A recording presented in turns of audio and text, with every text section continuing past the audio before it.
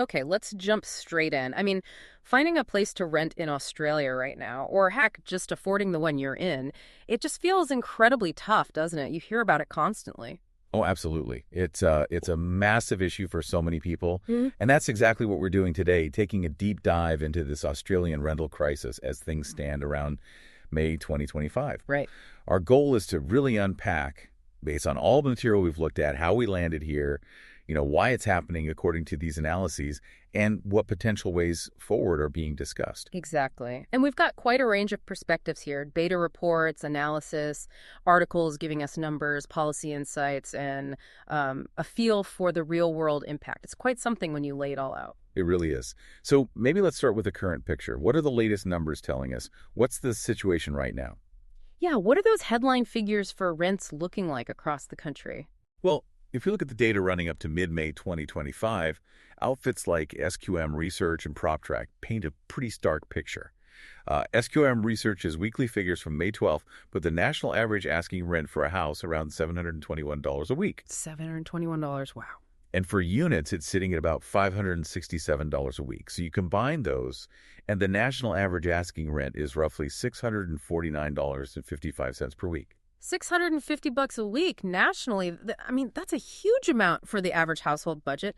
But hang on, wasn't there some talk recently, maybe some hint that rents were dipping just a tiny bit? You're right, there was. And it's an interesting little detail. That SQM research data, looking just at the 30 days before May 12th, did show a really small dip nationally. Houses down 0.3% and units down 0.2%. Okay, 0.3%. I mean, it's barely noticeable, right? Is that just noise, or is the pressure actually easing? Well, it's tempting to hope it's easing, but you really have to look at the bigger trend. That tiny dip is kind of dwarfed by the annual increases. The same SQM data shows the national combined average is still up 4.4% compared to a year ago. Right, so still significantly more expensive than last year. Exactly. And PropTrack's figures for the March quarter reinforced that they saw the national median rent go up 1.6% just in those 3 months, Yeah. and 5% year on year. So maybe the crazy pace of increases slowed for a moment, but the overall level is still very, very high. Got it. So the annual pain is definitely still there. What about the cities? Are some doing better or worse than others? Yeah, the SQM figures give us that breakdown. As of mid-May, Sydney is still the most expensive, averaging $854.17 a week, though its annual growth was relatively low at 0.6%. Okay. Melbourne's at $647.21. That's up 2% annually. Brisbane, $682.85, up 4.1%. Perth is still showing really strong growth, $755.29 a week, which is up 5.8% year on year. Wow, Perth's really climbing. It is. And Adelaide's at $613.46, up 4.2% annually. So, increases pretty much everywhere, just at slightly different rates. Those numbers are just tough to hear, especially if you're trying to find a place or manage your budget. But like you said, it's not just the dollar figure, is it? It's the stress, the feeling of crisis. How does that come through? Yeah, the concept of rental stress really captures that human cost. We see data reference from the Household Income and Labor Dynamics in Australia, the HILDA survey, which is pretty sobering. HILDA, right. What does it show? It shows that back in 2023, the proportion of lower-income households spending over 30% of their income on rent, which is the standard benchmark for rental stress, hit 54%. 54%. More than half of lower-income renters are in stress? That's enormous. It is. And HILDA drills down even further into severe rental stress, which is defined as spending over 50%, half your income, just on rent. That figure reached 21% in 2023. Wow. 21%, the highest it's been in 10 years. And this ties directly back to that core problem. Demand just massively outstripping supply, leaving people with fewer options and facing intense competition, especially those on lower incomes. It really makes sense of that idea you sometimes hear that Australia doesn't really have escape cities like maybe some other countries do. Places you can easily move to find dramatically cheaper rent but still have decent job prospects. It feels like across most major centers, if you're on an average wage, let alone a lower one, finding affordable housing near where you need to be for work or support networks is just incredibly difficult. That point has definitely made the challenge of finding that intersection of affordability and opportunity. And some analysis broadens the lens even further, linking this housing and homelessness crisis directly to a bigger crisis and overall well-being. It really cuts deep into people's lives. Okay, so the picture is clear. High costs, widespread stress, limited options. Let's shift gears then. The big why. How did we get here? What are the root causes identified for this crisis? Fundamentally, the analysis, particularly from groups like the National Housing Supply and Affordability Council, that's NHSAC, points to one core issue. Mm. For years, the construction of new homes has seriously lagged behind what's needed. Right. Not enough new houses being built. Exactly. You let NHSE put numbers on it for 2024. We saw about 177,000 new homes completed, but the estimated demand was for around 223,000. That's a shortfall of 46,000 homes in just 1 year, piling onto an existing deficit. 46,000 short in 1 year. And where's all that demand coming from? Population growth must be a big part of it, surely. It absolutely is. High population growth is consistently linked to this surge in demand. Some describe it as, the biggest housing undersupply meeting the highest demand we've seen in a long time. So migration plays a role. Well, yes, the numbers show that. Figures from the Australian Bureau of Statistics, the ABS, indicate net overseas migration bounced back strongly in early 2025. The first quarter saw about 188,000 permanent and long-term arrivals. It's still very high then. Very high. It's slightly off the record peak from Q1 2024, which was 195,000, but it's close. And things like international student numbers and graduate visas are apparently running at record levels, adding to that demand pressure. Okay, so strong demand meeting weak supply. We know supply is the issue, but why can't we build enough houses? What's gumming up the works in construction? This is where it gets really complex. And the Productivity Commission, the PC, has done a lot of work on this. They've identified a really worrying long-term trend. Oh, okay. Construction productivity has been falling. Falling? How much? Significantly. Over the last 30 years, the PC found a 53% decline in physical productivity, basically. And the number of dwellings finished per hour worked. Even when you adjust for the quality or size of homes, labor productivity is down 12%. 53% fewer homes per hour worked. That's staggering, especially when you think about efficiency gains everywhere else. Exactly. The PC contrasts that with the broader economy, where labor productivity actually increased by 49% over the same period. So building homes has become less efficient while other sectors got more efficient. So why? What are the specific problems holding construction back? The PC lays out several key factors. First, just the inherent complexity. Building projects are long, involve many stages, and are prone to delays, what they call cascading failures: planning, approvals, finance, services. The actual building part is relatively short. Second, the industry itself is very fragmented. Lots of small companies, not much market concentration. That makes it hard to achieve economies of scale or drive big innovations across the sector. Right, less capacity for big leaps forward. And that ties into the third point: low levels of innovation. There's slow uptake of new techniques like prefabrication or what's called modern methods of construction, or MMC. Reasons cited include industry culture being resistant, difficulties getting finance for unfamiliar methods, and regulatory hurdles making it tricky to get new things approved. Okay, complexity, fragmentation, slow innovation. What else? Regulation, a big one. The regulatory burden is seen as high and increasing. You've got the National Construction Code, the NCC, which is complex itself, but then it's applied inconsistently across different states and territories. Ah, the state differences. Yeah, plus slow and fragmented approval processes, often handled by local councils that might lack the resources to deal with them efficiently. And the workforce. We hear about skill shortages all the time. That's the fifth major issue identified. Difficulty attracting skilled workers, apprenticeship numbers haven't really grown, and then there's occupational licensing. Licensing. How does that fit in? Well, the rules can be different between states. So a qualified tradie in one state might face barriers or need extra steps to work in another, which restricts labor mobility. Plus, you've got massive public infrastructure projects competing for the same limited pool of skilled labor. So it's a perfect storm, really. Process, industry structure, innovation, regulation, workforce.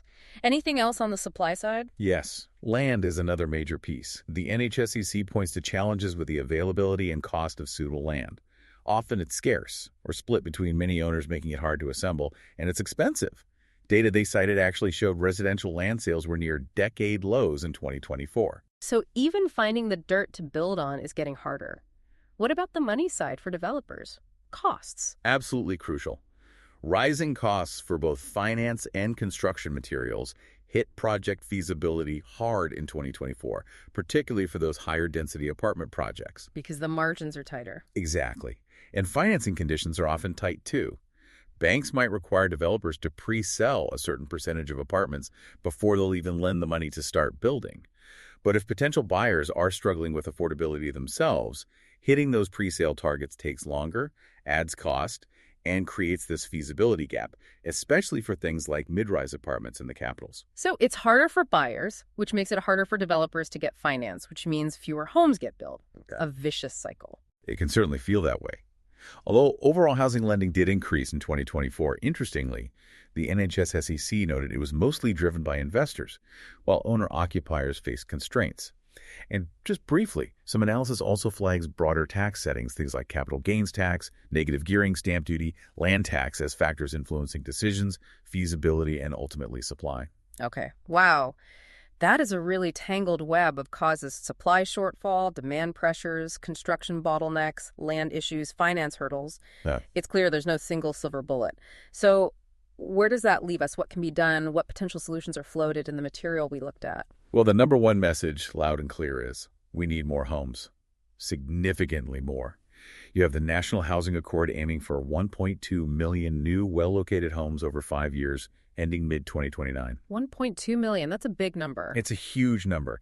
And the analysis points out that just hitting that target requires tackling those constraints we just talked about, especially the workforce. One estimate suggests needing something like 90,000 extra construction workers to even get close. So assuming we need more homes, how do we actually achieve that? Does it mean building differently or in different places? Yes, definitely. A major focus is on changing planning rules to allow for and even encourage greater housing density. That means more townhouses, more apartments, particularly in established suburbs with good access to jobs and transport. Building up, not just out. Precisely. Ideas being discussed include things like height bonuses for developers who build denser projects or tax incentives.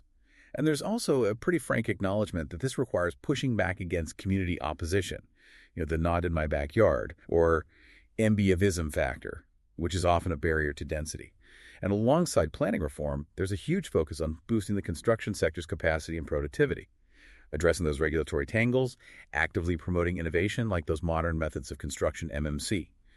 The PC actually modeled that greater use of MMC could significantly lift output. Right, making building itself more efficient. Exactly. Plus, making the workforce more flexible, maybe harmonizing occupational licensing so tradies can move more easily, bringing in targeted skilled migration, boosting apprenticeships. Okay, so that's boosting the overall supply. What about measures aimed directly at the rental market itself and supporting renters who are struggling right now? Yeah, there's attention on encouraging more institutional investment in rental housing, specifically through what's called build-to-rent, or BTR. Build to rent. How does that help? Well, the idea is that large institutions build and manage entire apartment blocks specifically for long-term renting. This can potentially deliver housing supply at scale, maybe offer renters more security than individual landlords, and introduce more professional management. Tax changes on income tax, stamp duty, land tax for BTR projects are suggested as ways to encourage this. Co-living spaces are also mentioned as part of this emerging DTR sector. Interesting. And for existing renters? There are recommendations to properly implement agreements designed to give renters a better deal, focusing on things like improving security of tenure.